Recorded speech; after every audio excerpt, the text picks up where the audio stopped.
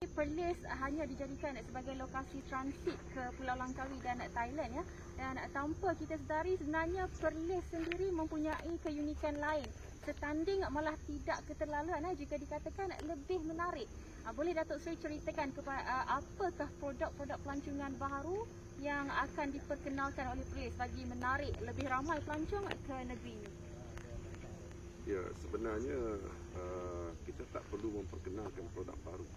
Ya, kita hanya mempromosikan apa yang telah bersedia ada di negeri Perlis ini. Jadi salah satunya yang mungkin sebelum ini belum dikenali, ya, dah sedia ada di sana ialah keunikan dan kecantikan di Wang Kelian. Ya, sesuatu yang kita wujudkan. Kita ada menara untuk dipanggil viewpoint di Wang Kelian. Ini menjadi satu tarikan yang sangat menarik ramai orang untuk berkunjung ke sana. Di samping natural beauty yang ada itu, jalan yang bengkang-bengkok itu katanya the most crookedest road in northern part of Malaysia katanya. Jadi mungkin ada kebenarannya. Dan di sana juga ada sanctuary untuk spesies monyet yang kita panggil bau kentoy. Jadi ini tak ada di negeri-negeri lain kecuali di Perlis sahaja, dan dia pula khusus di tempat tertentu iaitu di Wang Kelian ini. Dan apa tarikan lain? Di sana juga ada peninggalan sejarah di Wang Kelian ini. Yang ini kita sedang membangunkan dia punya maklumatnya. Dan kalau kita tahu di Wang Kelian ini, dia mempunyai sejarah yang dia sangat kaya dengan sejarah. Dia ada, saya pun tak tahu ini. Setelah dibuat pembacaan baru saya tahu ya, bahawa di sana ada masyarakat Brunei yang datang seawal beratus-ratus tahun dahulu untuk membuka penempatan di sana. Kemudian ada kaum Cina yang datang meneroka industri biji timah. Dan sekarang ini kita ada tarikan yang baru yang berdasarkan kepada keadaan semula jadi. Kita dah wujudkan satu ladang nenas ND2 seluas 270 ekar. Ini kali pertama ni kita lakukan, dan perumahan yang ada di sana yang pada satu ketika dulu terabai, sekarang ini telah kita jenamakan semula sebagai laman pinggiran Nakawan.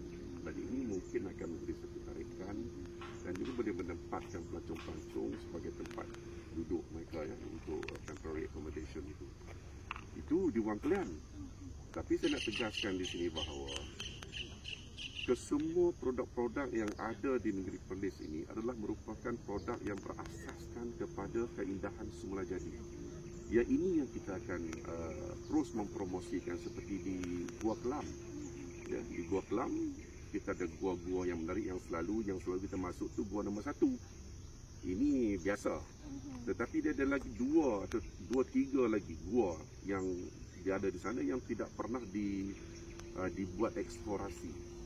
Jadi yang ini juga adalah merupakan satu tarikan, dan bukan sahaja gua yang berhantaran dengan Gua Kelam itu, malah di sepanjang banjaran Nakawan ini mempunyai gua-gua yang mempunyai keunikannya yang tersendiri.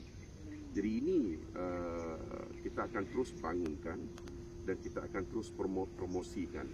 Kita tidak akan membuat apa-apa tambahan atau pengurangan kepada apa yang ada. Sebab kita nak preserve the natural beauty itu. Cuma yang kita akan tambah baikkan mungkin dari segi prasarananya, access road ke sana, mungkin kalau kita perlu membina jembatan dan sebagainya, mungkin tempat-tempat persinggahan, itu yang kita akan bangunkan. Dan satu lagi benda yang juga berasaskan kepada natural beauty dan keadaan yang ada di Perlis, kita wujudkan bicycle trails. Ya, kerajaan negeri dah pun membuat keputusan kali ini, dan kita telah pun sebenarnya mengenal pasti ada 7 atau 8 bicycle trails. Ini adalah untuk peminat-peminat pengayuh basikal. yang datang sebagai backpackers dan sebagainya, mereka suka kepada keadaan yang semula jadi ini. Jadi sedang while they are cycling itu melalui trail yang natural ini, mereka dapat singgah ya, di tempat-tempat mungkin ada homestay, tempat-tempat makan yang berasaskan kepada makanan tradisional tempatan. Ini juga adalah merupakan sesuatu kepada peminat-peminat penunggang basikal ya, yang suka melihat kepada sesuatu yang bersifat natural. Jadi itu satu lagi yang benar baru yang kita perkenalkan. Of course lah, kalau saya nak sebutkan satu persatu, bukit kita sebenarnya adalah merupakan satu tarikan. Gua-gua yang ada itu juga tarikan. Hutan juga menjadi tarikan. Sungai-sungai kita yang ada juga punya keunikan yang sendiri juga merupakan tarikan. Dan kerana itulah kita wujudkan campsite di kawasan-kawasan di pinggiran sungai yang kita dapati bersesuaian, dan ini menjadi suatu yang amat popular. Malah sebenarnya usaha-usaha ini telah pun kita lakukan dan telah pun menampakkan kejayaan. Kerana itulah pada bulan 12 yang lepas, orang boleh kena sabung. Berpuluh-puluh ribu orang pelancong telah datang ke negeri Perlis untuk menikmati keindahan-keindahan juga produk-produk semula jadi yang telah kita promosikan itu. Dan malangnya disebabkan kita telah menerima gelombang yang ketiga COVID, dan kerana itu program itu telah terhenti sehingga ke hari ini. Dan insyaAllah sebenarnya Perlis memang telah pun menyediakan dirinya untuk menjadi destinasi pelancongan selain daripada yang tradisionalnya seperti di Langkawi ataupun ke Thailand.